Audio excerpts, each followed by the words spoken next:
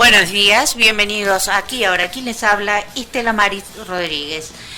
Damos comienzo este día viernes 12 de mayo de 2023 y ya tenemos a nuestro invitado en el piso, lo veníamos anunciando desde ayer. Está Mario Vadillo, el doctor Mario Vadillo. Él es precandidato a gobernador y presidente del Partido Verde. ¿Cómo estás, Mario? Bienvenido. Muy bien, muchas gracias por la invitación. Siempre es un gusto estar acá con vos y bueno, poder charlar un ratito. Bueno, muchas gracias también por aceptarla. Bueno, empecemos primero a hablar sobre Mario Vadillo, que ha sido funcionario, defensor del consumidor, defensor del agua. Vamos presentando, porque no supongamos que todos te conocen. Vamos a hablar.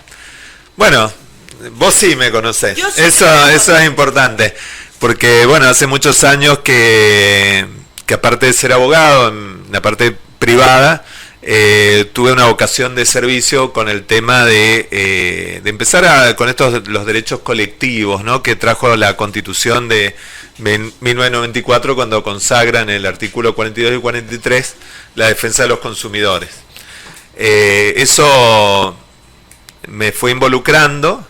Creé una ONG que tuvo mucha repercusión, sobre todo judicial, ¿no? Lográbamos meter muchas acciones judiciales para defensa del agua, por ejemplo, los usuarios que ya en ese entonces a Isamleco le suspendía el agua por días y tampoco no le daba ni un bidón de agua ni les daba una reparación.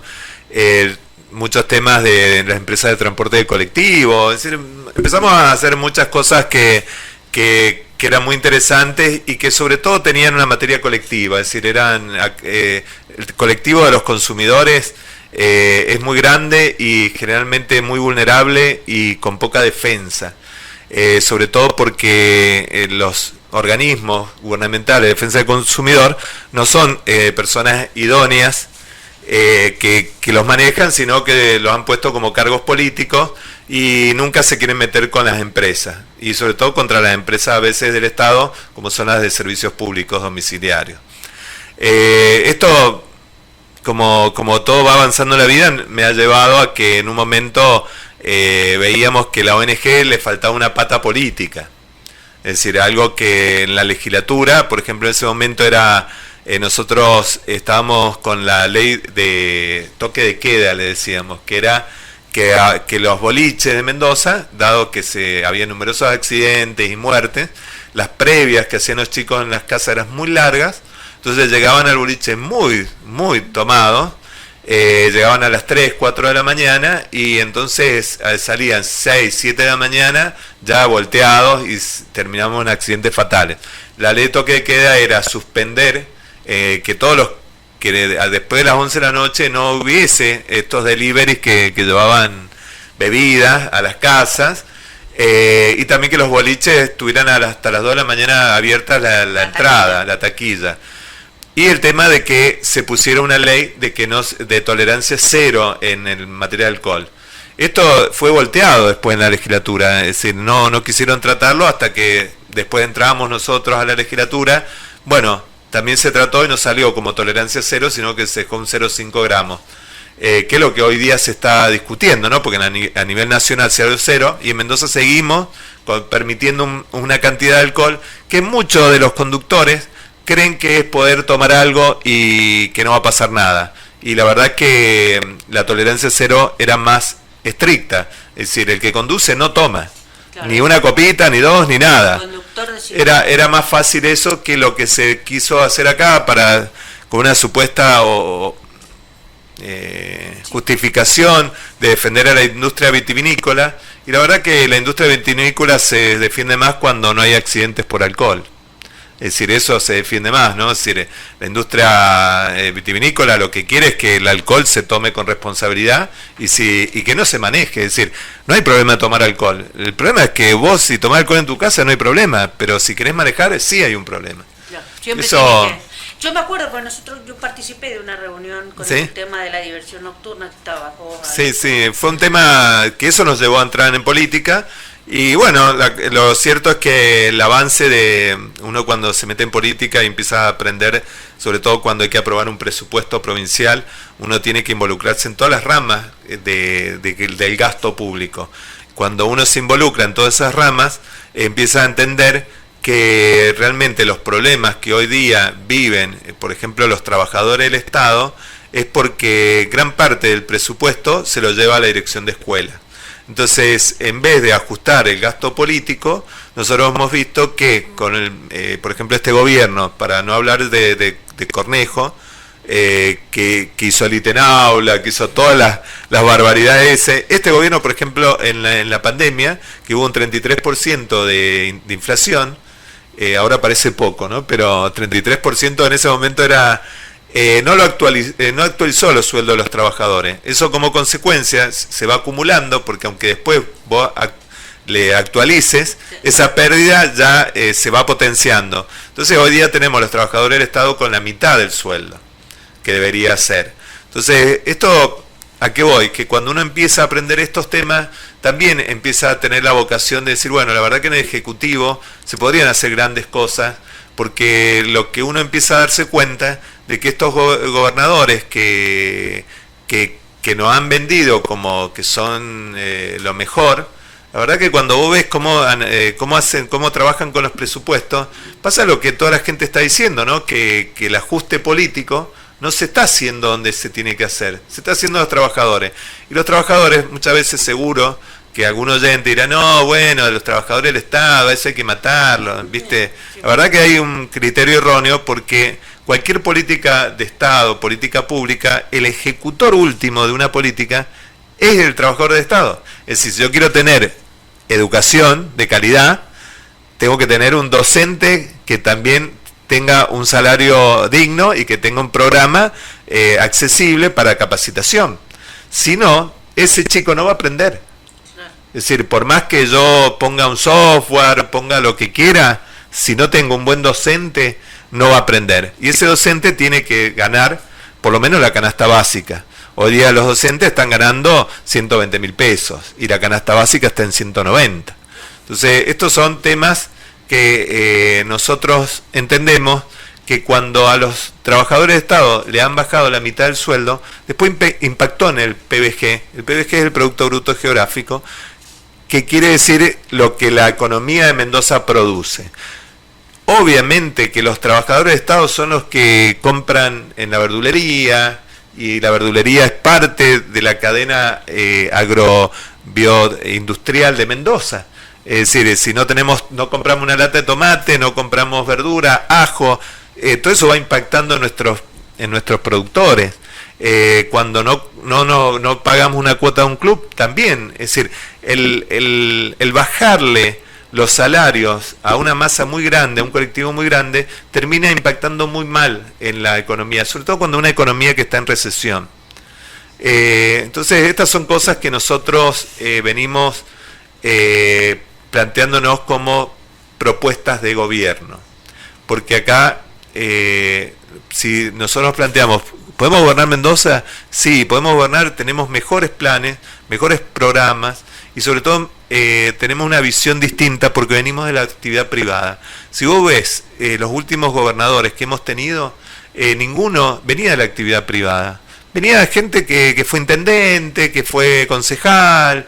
Entonces, la verdad que no tienen esa visión. Es decir, el único ajuste que saben hacer, no saben producir, básicamente. No tienen... Viste, vos me decías, recién estaba hablando de tu hija que es abogada y que referencia y que empezó y que avanza. Y porque la actividad privada es así. Es decir, vos te tenés que todos los días reinventar cómo ganar dinero. Porque es así. Y te tenés que capacitar, decía, no, empezó a salir algo mejor por este lado, entonces me voy para este lado. Nosotros, al venir de la actividad privada, ¿qué estamos planteando? Políticas de triple impacto. Es decir, que cada política que uno implemente desde el Poder Ejecutivo tenga desarrollo sustentable, tenga inclusión social y tenga protección ambiental. Eso es... Estamos tomando, pero nos vamos a ir al corte ya. Nos tenemos que ir al corte y bueno, y a la vuelta seguimos, porque la verdad que esta política de triple impacto y cómo también si piensas que se pueden aplicar también, ¿no? Sí, por eso te lo puedo explicar también. Vamos al corte.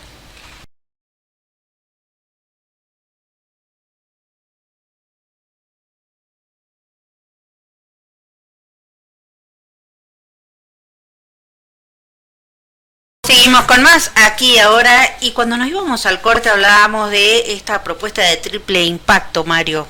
Explícanos un poquito más. Sí, es que, bueno, en esto que nosotros planteamos del Partido Verde, las políticas triple impacto es la forma que primero entendemos que hay que motorizar la economía, pero con un desarrollo sustentable.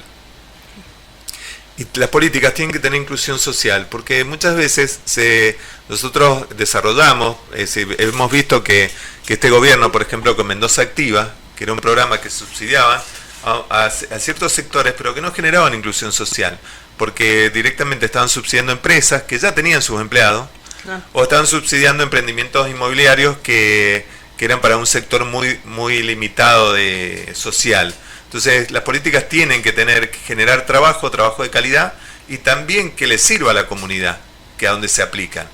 Y también tienen que obviamente, estar pensadas en una protección ambiental, porque ya no se puede estar desarrollando políticas públicas que terminen dañando el ambiente.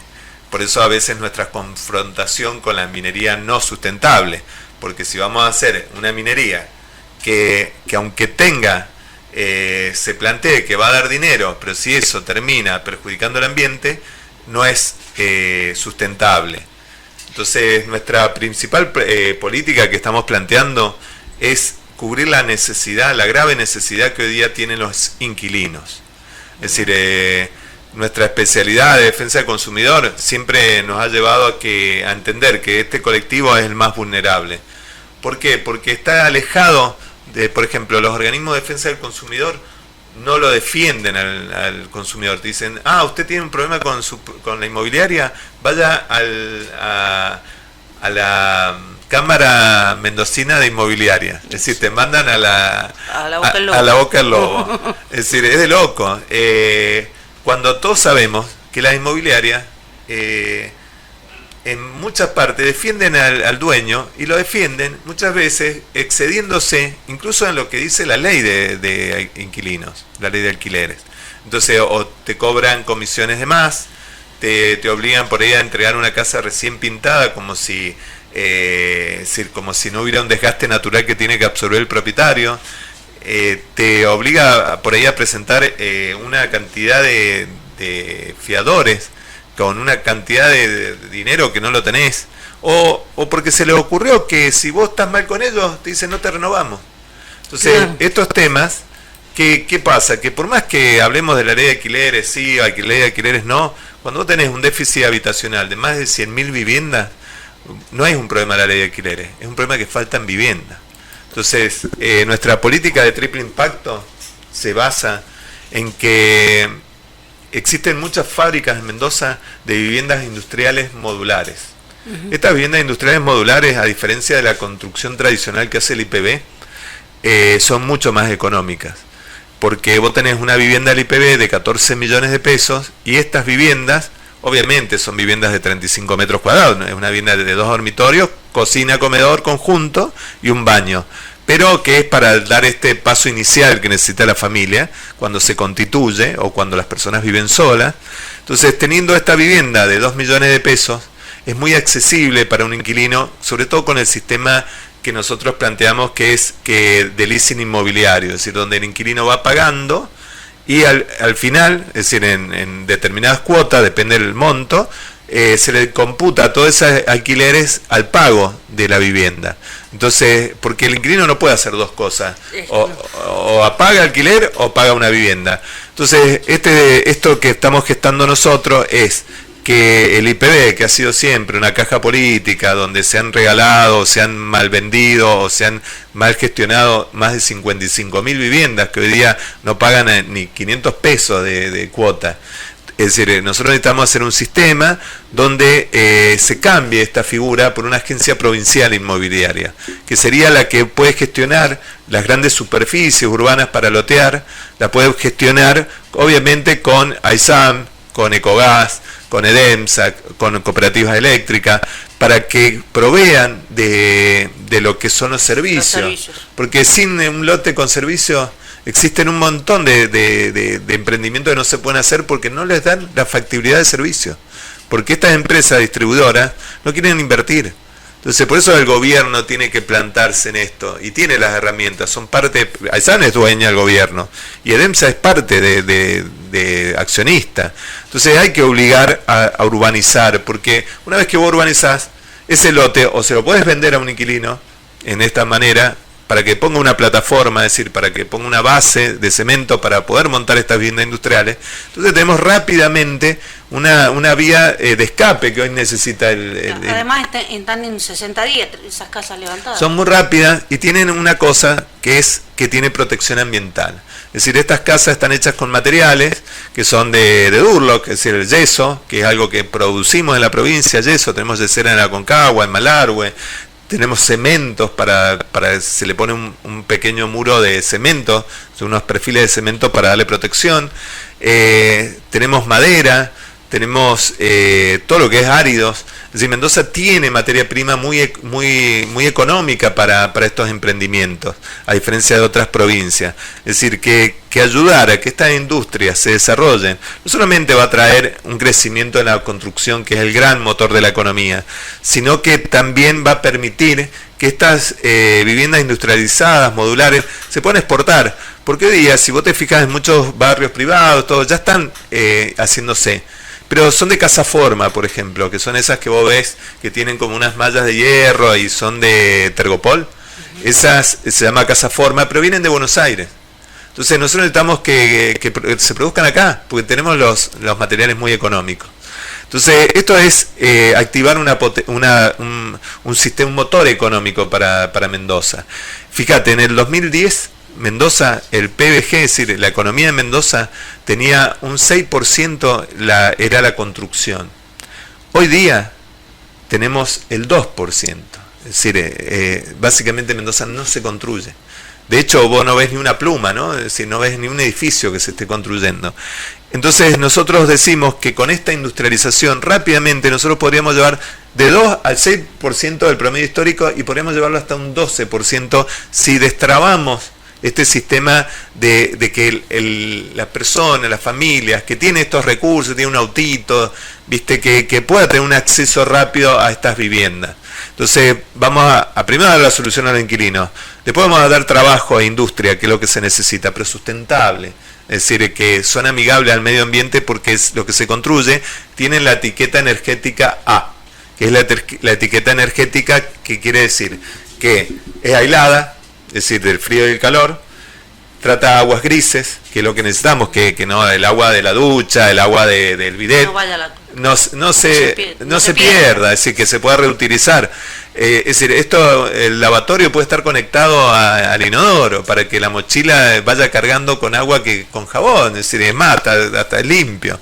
Estas cosas es lo que viene en el mundo, es decir, no estoy trayendo nada inventado. Es decir, en Estados Unidos hace años que se construyen con viviendas modulares. No se le ocurre hacer de ladrillo, porque no se desarrollan industrias con el ladrillo, es artesanal.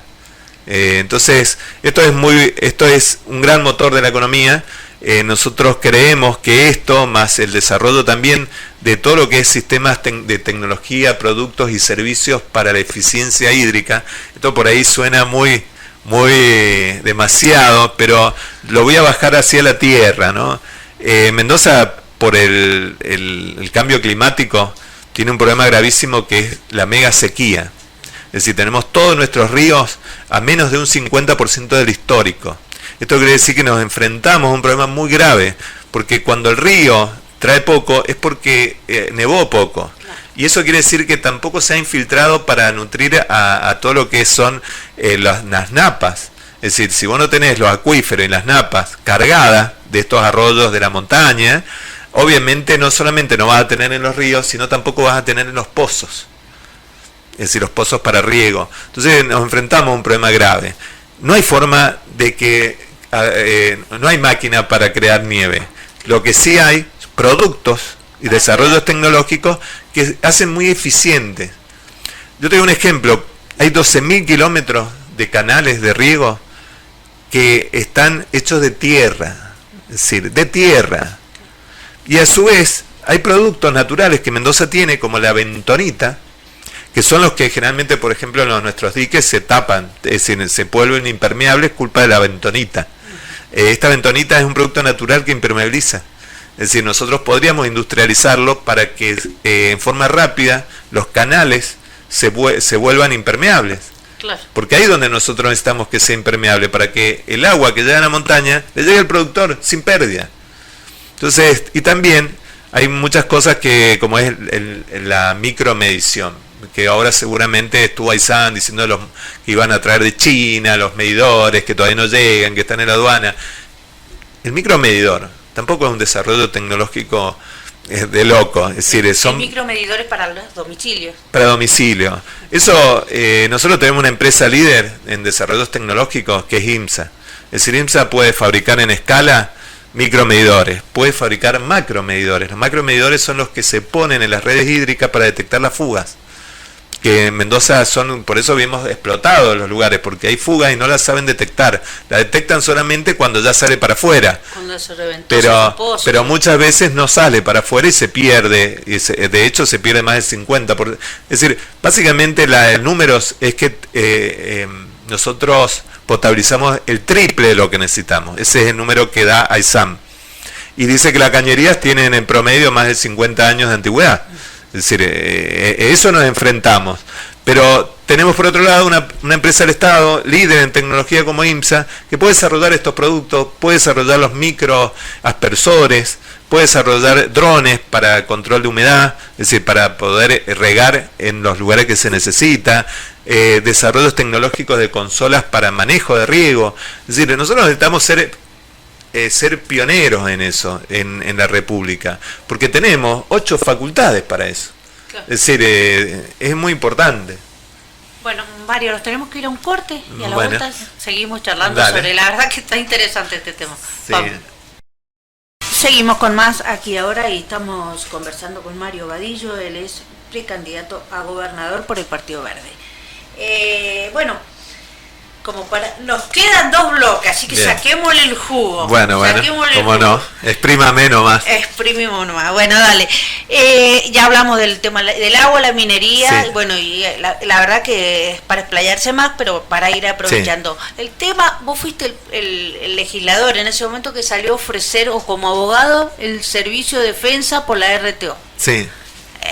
Eso es un tema que está vigente, pero bueno, difícil de aplicar. Es muy bueno este tema, porque vos fíjate que parte de esto que hablamos de cómo la propuesta que uno tiene que tener como gobernador es cómo hacer que las personas de tu provincia tengan la máxima felicidad posible, porque en definitiva lo que uno busca es que la ciudadanía, las familias estén felices, no tengan problemas, y mucho de esto que uno tiene que entender es que la política ha inventado curros que son para ellos, son negociados.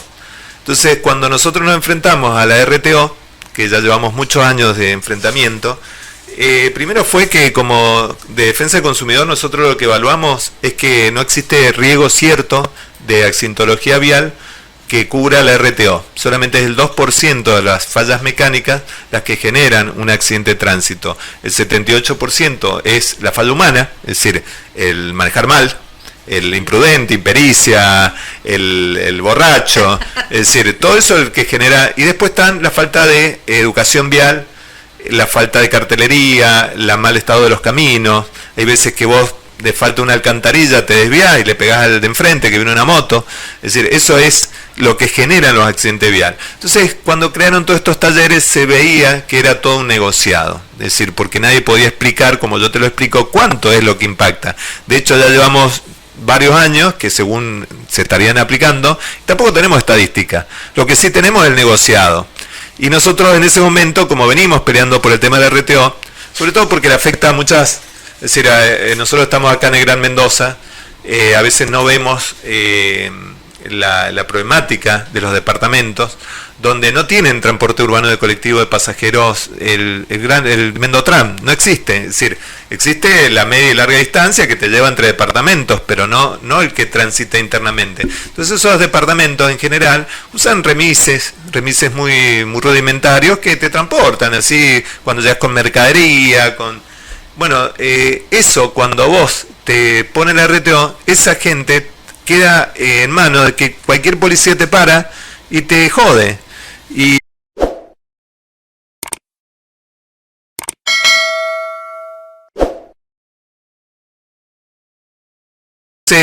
quitarle a un productor, a una familia, a un remis, esa herramienta de trabajo es hoy día es la muerte, porque no tenés accesibilidad a autos nuevos, no tenés accesibilidad a repuestos. Ni a otros trabajos. Ni a otros trabajos. Entonces, nosotros estamos en contra de eso y muchos de los problemas económicos de la provincia se debe a que existe subsidios enormes. Por ejemplo, en el Mendotram, volviendo a esto, a 7 familias que ya llevan más de 20 años apoderadas de los colectivos de la provincia. Es decir, el segundo, viste que el primero era la DGE. Sí. El segundo presupuesto más grande de la provincia se lo lleva las 7 familias del Mendotram. Estas 7 familias se llevan 32.000 millones en subsidios. Es decir, vos cuando vos entras y pagás con la tarjeta SUBE, vos solamente estás pagando un 14% del valor del boleto. El otro 86% son subsidios que reciben las empresas, pero no por la tarjeta SUBE, van directamente a la tesorería a cobrar. ¿Y por qué? Porque cuando vos ves que el micro viaja vacío, para ellos es como que está lleno, porque cobran por kilómetro recorrido como si estuviera lleno el colectivo de personas. Y si va a media o la gente ni siquiera se encarga de decirle vayan para atrás, pasan y te dejan. Claro, y fíjate que muchas veces los choferes ni siquiera controlan ahora la tarjeta SUBE. Mucha gente ni paga la tarjeta SUBE o paga como jubilado. ¿Y por qué? Porque a la empresa no le importa si la tarjeta SUBE no cobra de ahí. Ellos cobran de la tesorería. Este es uno de los grandes problemas que tiene la provincia a nivel déficit operativo. Aparte del otro problema grave que es la gran deuda que viene contraída a la provincia. Bueno, Mario, mira, ha llegado un mensaje, dice, quisiera preguntarle al precandidato Vadillo por qué Fugasoto no apoyó el pedido de informe a la OSEP, proponiendo cambios radicales que hubieran mejorado, modificado el rumbo de los afiliados, ya que planteó que fuera auditada por la legislatura, autárquica y dirigida por los afiliados. Mira, la verdad que sí, no, yo específicamente en su actividad legislativa por ahí no llevo el control, él es independiente. Lo que sí yo te digo, el proyecto que yo tengo en la legislatura que no ha sido apoyado ni por Sagasti ni por Cornejo y sus legisladores. ¿Cuál es el proyecto? Bueno, el principal proyecto es que las obras sociales nacionales de OCRA, de maestros, de judiciales, vos todos los años podés elegir qué obra social tenés. Vos, por ejemplo, estás en OCRA y decís, no, este año quiero irme a otra obra social, X, no voy a decir, porque una mejor. Todos los años te dan la posibilidad de cambiar de obra social, porque generan competencia interna. Y nosotros, OSEP no. OSEP te obliga a estar... sos cautivo. Y vos decís, ¿por qué? Porque en Alvear ni siquiera tienen proveedores. En San Rafael muchas veces los proveedores no quieren ni recibirla. Entonces, y los coseguros son altos. Y los coseguros son altos, existen copagos, existen directamente que no hay turnos. Entonces, nosotros decimos, primero, libertad a los afiliados. Después, que la OSEP tiene que ser dirigida no por el que ponga el gobernador, tiene que ser dirigida, es una obra de afiliados. Por los afiliados. Tiene que ser, obviamente, como cualquier obra social del país. Es decir, los afiliados tienen que ser la gobernanza. Y otro tema, como hay plata pública, obviamente que tiene que estar auditada. Nosotros proponemos que la auditoría la hagan, obviamente, empresas internacionales de contabilidad, que son las que controlan a YPF, controlan a cualquier otra empresa, porque necesitamos, cuando hay dineros públicos, tenemos que evitar que no tengan control como está hoy día. Bien. Otro tema que me gustaría que... El tema de las energías. ¿Qué proyecto hay para bueno, el tema de las energías? Temazo. Este es un temazo que venimos desarrollando, ¿viste? Cuando hablábamos de impermeabilizar canales. Cuando vos impermeabilizar el canal, tenés... nosotros qué decimos, impermeabilizar. Te cuida el agua. Se puede regar más. Y también aprovechás el desclive que tiene Mendoza en la montaña para hacer los PAH. El PAH son pequeños aprovechamientos hidroeléctricos. Me dio risa porque sí. no sabía. No sabía, sí, es que ya hay 10 en Mendoza, no es que están en el Cacique Guaymallén, en Santa Rosa, son turbinas.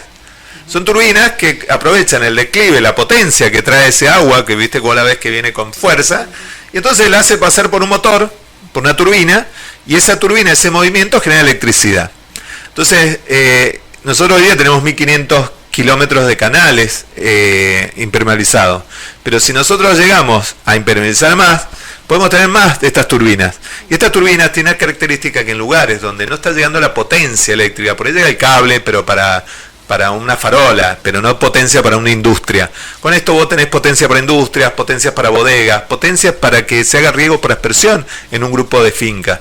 Entonces estos son pequeños aprovechamientos. Tenemos todo lo que es energía eólica, que también tenemos energía solar. De hecho hay algunos parques industriales, unos parques eólicos, solares. Tenemos energía geotermal, es decir, cuando vas a Cacheuta, ese calor, en Islandia, 100% de la energía de Islandia, que necesita mucho para calefacción, obviamente, esto es geotermal.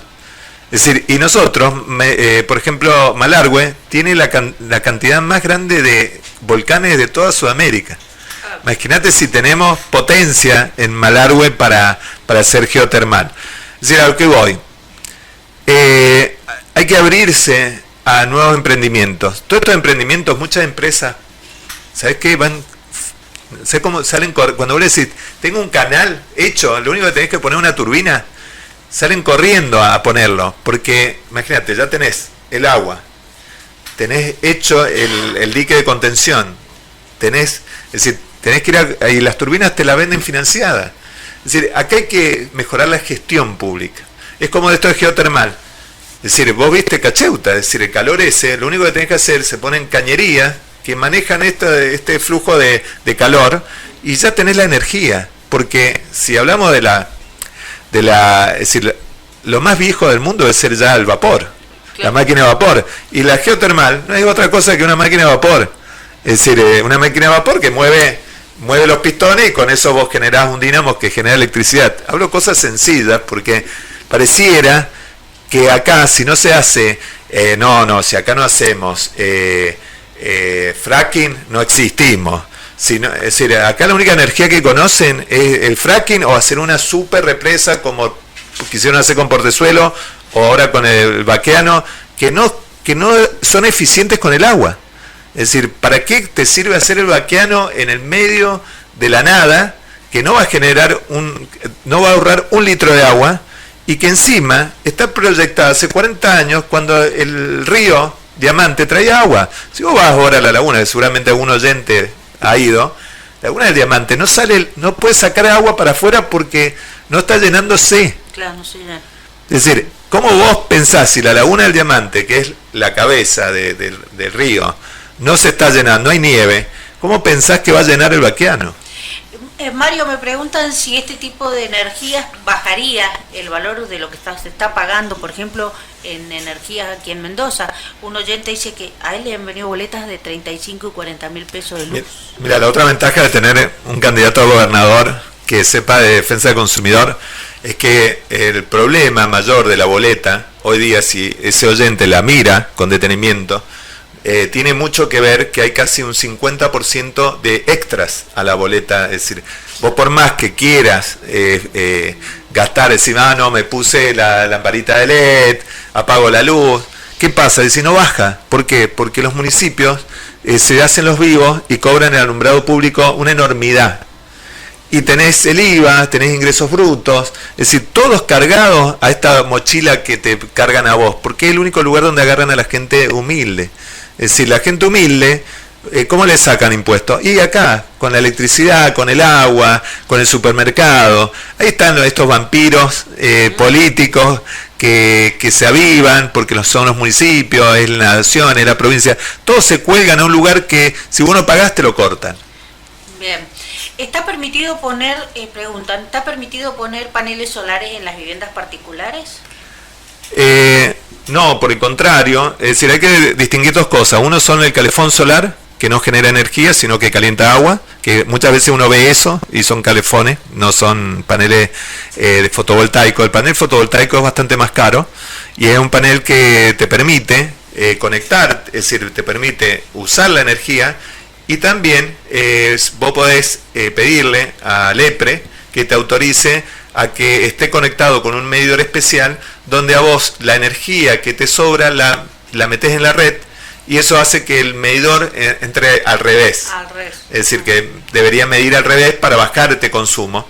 Entonces, lo que haces es tener una boleta más baja. O sea, pero no te van a permitir solamente tener ese tipo de... No, sí, vos podrías tener solamente energía sin conectarte a la red. Podés tener un beneficio extra, porque muchas veces los paneles fotovoltaicos que vos no estás en tu casa. Es de hoy, vos estás ahí, estás generando energía. Claro, y la porque vos no la estás usando y no tenés batería, o tenés pocas. Entonces, directamente se va yendo la red. Y eso inclusive lo favorece. Por eso en Alemania, ya casi el 70% de la energía que se usa a nivel ciudad, la producen los propios usuarios, porque unos planes muy grandes, porque bueno, Alemania no tiene energía. Entonces hubo un plan de reconversión fotovoltaica donde los paneles se los financiaban con las mismas boletas de luz. Es decir, vos ponías el panel y te descontaban la plata que vos habías invertido desde esto, y con eso pagabas los créditos. Bueno, un sistema financiero. Pero, es decir, el clima de Alemania es muy malo para el sol. Es muy malo, es decir, es un clima que tiene muchas nubes. Uh-huh. Nosotros, es por el contrario. Lo que pasa es que obviamente estos temas no han sido promocionados por el gobierno, porque en cierta medida vos tenés que generar la industria de eso. Claro. ¿Quién fabrica y haga todas esas cosas? Bueno, nos vamos al corte, y ya en el último bloque me gustaría que nos dieras tu plataforma. Bueno. Vale, vamos. Seguimos con más aquí ahora y llegamos al último bloque. Y como preguntábamos antes de ir al corte, Mario, háblanos de tu plataforma, quién te va a acompañar y además cuáles son las propuestas más concretas que pensás llevar a la provincia si sos el próximo gobernador. Bueno, básicamente nosotros, el Partido Verde, fue en la última elección la tercera fuerza política. Nosotros nos hemos desarrollado en todos los departamentos de la provincia, y con estos, después de la elección, se incorporó mucha gente nueva, gente joven. El cargo de vicegobernador lo ocupa Emanuel Fugasoto, que es nuestro actual diputado, que es una persona joven. El partido trata en sí de que sean los ciudadanos los que se incorporen a la política, una nueva forma de visión. Es decir, estos que han estado 40 años ya sabemos los resultados. Es decir, a nadie le escapa que los ha votado una, otra vez y todo para atrás. Por eso lo que yo te decía, nosotros traemos propuestas que tienen que ver con un desarrollo de la provincia industrial, pero sustentable. Y también, obviamente, necesitamos la parte principal de cualquier partido verde en cualquier parte del mundo es, para que exista justicia ambiental, tiene que haber justicia social. Es decir, no podemos querer que un desarrollo sustentable si no incluimos a la persona. Es decir, a vos no te sirve que una familia que no tenga acceso al agua. Es decir, eso es parte del hábitat, eso es parte del ambiente, del medio ambiente de la familia. Entonces, obviamente, sufrimos una pandemia por el mal manejo que hacemos de los recursos y de los hábitats, de los animales, de las personas. Es decir, que eso es lo que nosotros planteamos como principal eje. Tenemos que defender a los consumidores, a los trabajadores y la defensa del medio ambiente. Esos son ejes principales para poder gobernar, y con estas políticas de triple impacto. ¿Cuál es nuestro principal objetivo? Bueno, un objetivo es la vivienda, los inquilinos. Otro objetivo es recomponer todos los ingresos de los que son los efectores de las políticas públicas, como son los docentes, los policías, los enfermeros, es decir, los que dan la atención primaria en los servicios públicos. otro de nuestros ejes que es principal es cómo hacemos, viste que estábamos hablando de esto de energía, es decir, cómo aprovechamos nuestros dones naturales de provincia, que es una provincia que tiene sol, tiene vientos, tiene petróleo, pero también tiene energía geotermal, es decir, tiene volcanes. Es decir, nosotros tenemos que tener esa visión y también cómo defendemos a la familia con las nuevas industrias agrobiotecnológicas, porque tenemos que, decir, todo este cordón que tenemos en toda la zona del Gran Mendoza, donde se produce hortalizas, fruta, es decir, tenemos que lograr que sea una agroindustria, pero tecnológica, es decir, no podemos seguir agarrando el tomate o el ajo y llevarlo directamente en una caja y venderlo. Tenemos que lograr que eso se industrialice, porque ahí es donde tenés el valor agregado, porque el grave problema que tiene Mendoza es que tiene salarios muy bajos, es decir, hay trabajo, pero de muy baja ingreso, de muy baja categoría, de muy baja calificación. Necesitamos trabajadores industriales, que son los ingenieros, los técnicos, eso necesitamos desarrollar. Necesitamos que el que planta tomate lo haga con máquinas, no que lo haga a pulmón. Necesitamos que esa se potencie, que se potencie nuestra industria agrícola, ¿no? También, que es importantísima. El tema también de las mallas antigranizo y todo ese tema, de llevárselo a los pequeños productores, porque son los que se ven siempre más afectados. Fíjate que yo estuve en este verano muy con el tema estuve en la zona de Chapaná y todo, donde se cayó la piedra y hizo un destrozo, y vos estabas en una finca que no tenía malla, toda la cosecha de ciruelas tirada en el piso, y la misma a 20 metros sacaba fotos, totalmente sana. Entonces, ¿cuánto pagamos a EMSA, que es la empresa estatal de lucha antigranizo? 1.300 millones. ¿De hace cuánto está EMSA? A EMSA lleva 20 años con esta lucha antigranizo. Entonces, seguimos hace 20 años, ya podríamos haber reconvertido todo, es decir, estos 1.200 millones, podríamos haber ya dado créditos blandos a los productores para que tengan su malla, y sobre todo, hay pequeñas industrias que fabrican mallas en Mendoza, pero no tienen apoyo. ¿Por qué? Porque el mercado es muy chico. ¿Qué mercado tiene hoy? Solamente aquel productor que le va muy bien, que pueda llegar a hacer una inversión en malla. Pero los demás productores, si vos no los ayudás a que ponga la malla, todos los años van en pérdida, porque si no le cae piedra, le cae la helada, es decir, o el producto no vale. Entonces, realmente ahí te das cuenta que esa empresa es otro de los curros políticos. Como hablábamos en Mendotram, también existe esta empresa que cobran los directores, cobran los pilotos, pero al que nunca le llega, es decir, es al productor que le cae la piedra. Y un problema climático muy grave es que toda la zona del secano se le rompen las tormentas y no les llega. Las que naturalmente llegaban, que eran tormentas que continuaban, ¿no? Es decir, por ahí está en San Martín, ahora le tiran, la disuelven, pero no les llega la humedad. Que a ellos le vendría bien el agua. Sí. Y con el tema, me quedan unos minutos nomás, el tema de la seguridad, que es un tema, un flagelo que estamos teniendo en Mendoza. Mirá, nosotros tenemos todo un plan que lo hemos planteado con sigla que se llama Superpol, parece como super policía, pero también hay veces que hay que jugar un poco con las ideas, porque ¿por qué decimos super policía? Hoy día el policía de Mendoza está lo más lejos de ser el super policía.